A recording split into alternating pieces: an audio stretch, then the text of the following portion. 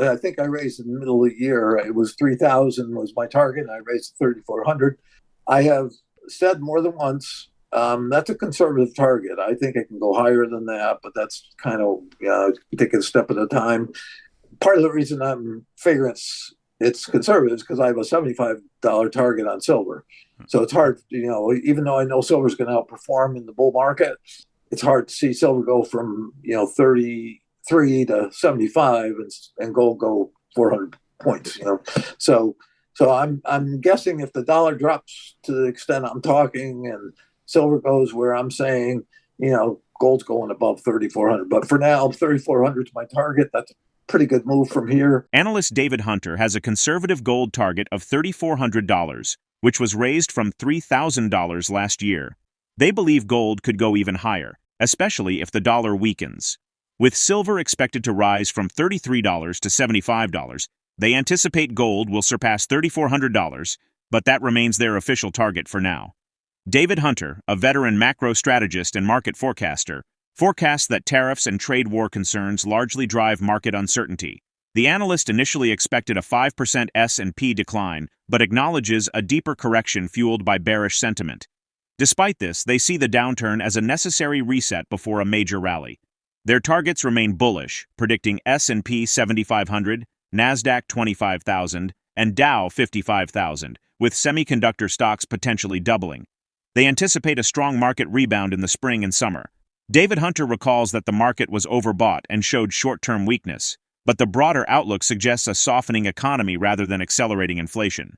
While the economy is slowing and moving toward a possible recession, this could drive a market rally as the Fed responds with rate cuts, now expected to be 3 in 2025. Watch the full video for more insights. If you enjoy the content, like and subscribe for the latest update. Yeah, I think it's definitely uncertainty. It's, most of it's driven by the tariffs.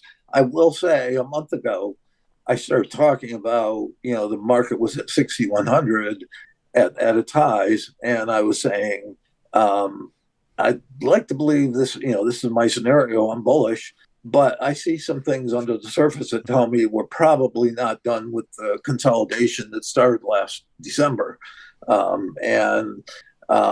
I thought we'd go down 5% in the S&P and maybe 8 or 9% in the NASDAQ.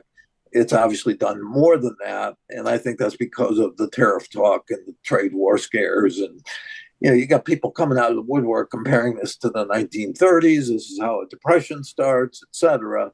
But there was, before even the tariff talk started, there were plenty of things technically and like I said, under the surface that really argued that we were due for a correction or a little bigger correction anyway.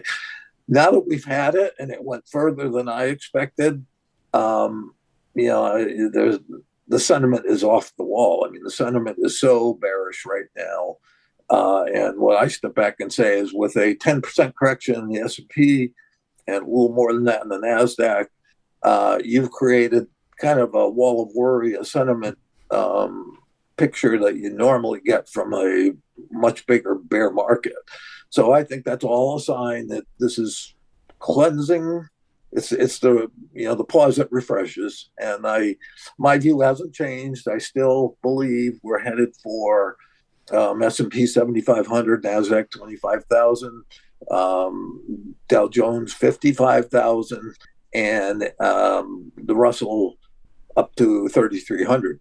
Now the Russell from its lows, that's about a 65% lows of this week. That's about a 65% run.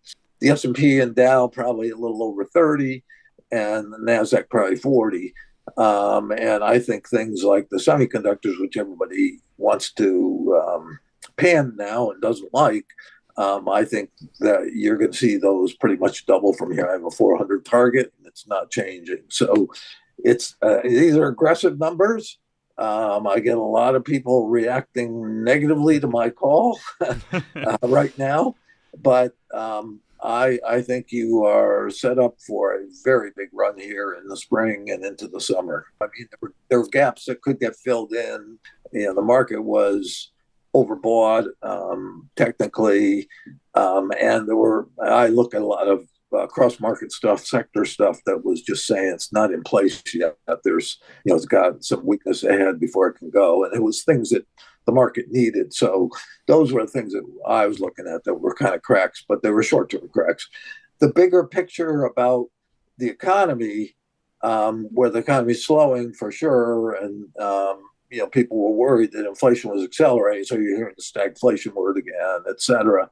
I don't agree with the inflation accelerating. I think today's number is the beginning of numbers coming down, not up. You've got people kind of forget, but oil fell from 80 to mid 60s in the last probably less than 2 months, maybe last month and a half. And gasoline's come down. So that's a big help to inflation and help the pocketbook. Shelter has definitely been weakening because of the rise in rates of the last few months. So you've got two of the big parts of the economy are helping inflation and slowing. And they're also, obviously helping to soften the economy. What people don't realize is that the market's going to probably go up. My base case anyway is that the reason we have the run to the numbers I'm talking about is because of the softening economy, not that the softening economy is a negative. As the economy moves towards recession and maybe into recession, the Fed's going to move back the other way. We went from, 4 cuts in the fourth quarter to all of a sudden people were questioning whether we get even one cut in 2025, right? Speaker David Hunter argues that current economic conditions do not reflect true stagflation, as seen in the early 1980s when inflation was double-digit. While some fear rising inflation, indicators suggest it has peaked and is declining.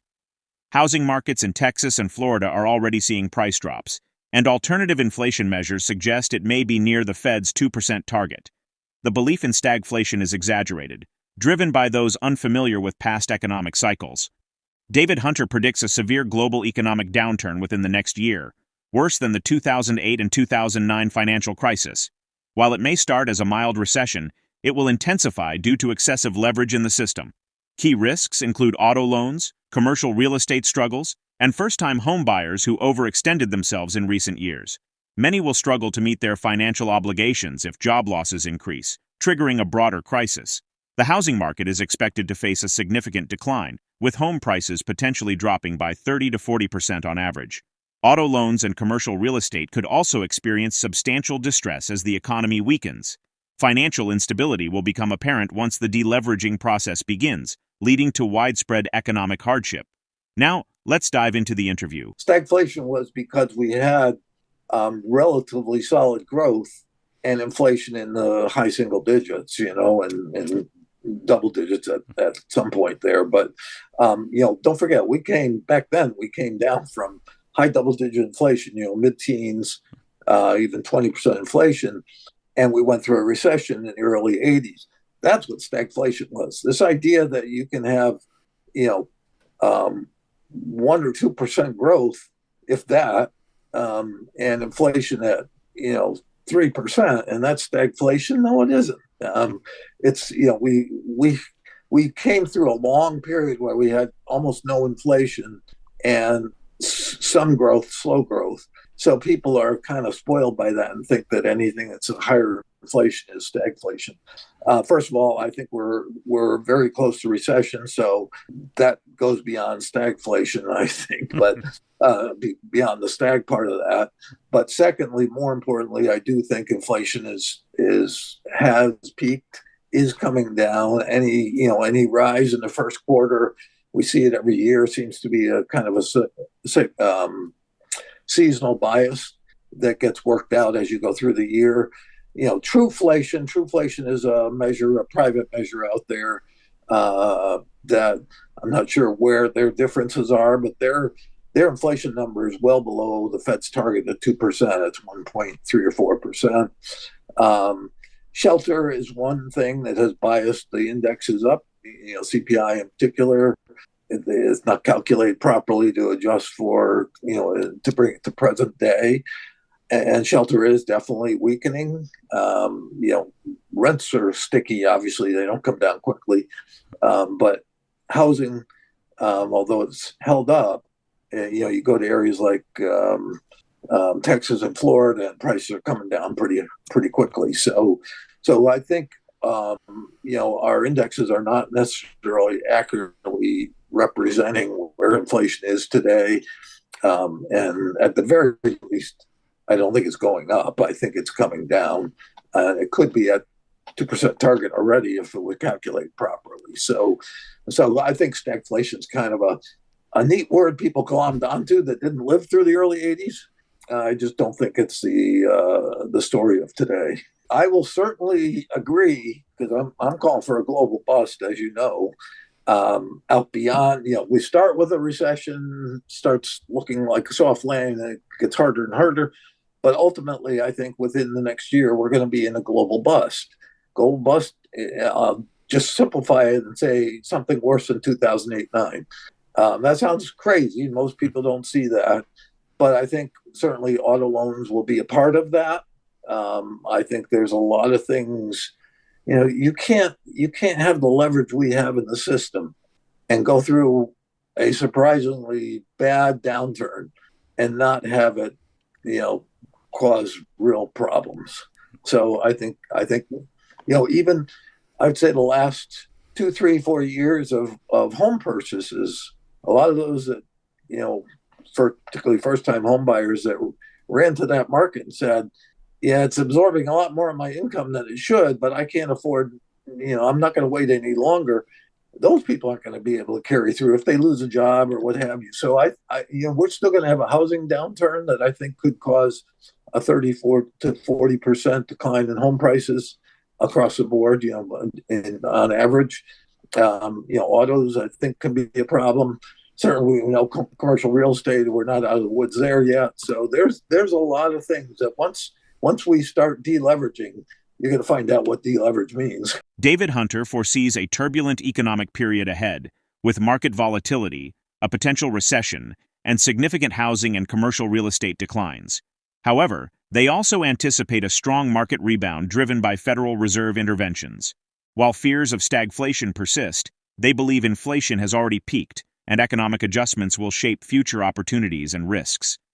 How might Federal Reserve rate cuts impact the timing and strength of the predicted market rebound? What sectors or assets could perform well amid the expected economic downturn and subsequent recovery? Share your feedback in the comments below. If you found this helpful video, hit the thumbs up and subscribe to keep up with our latest updates. We appreciate you being a part of this journey.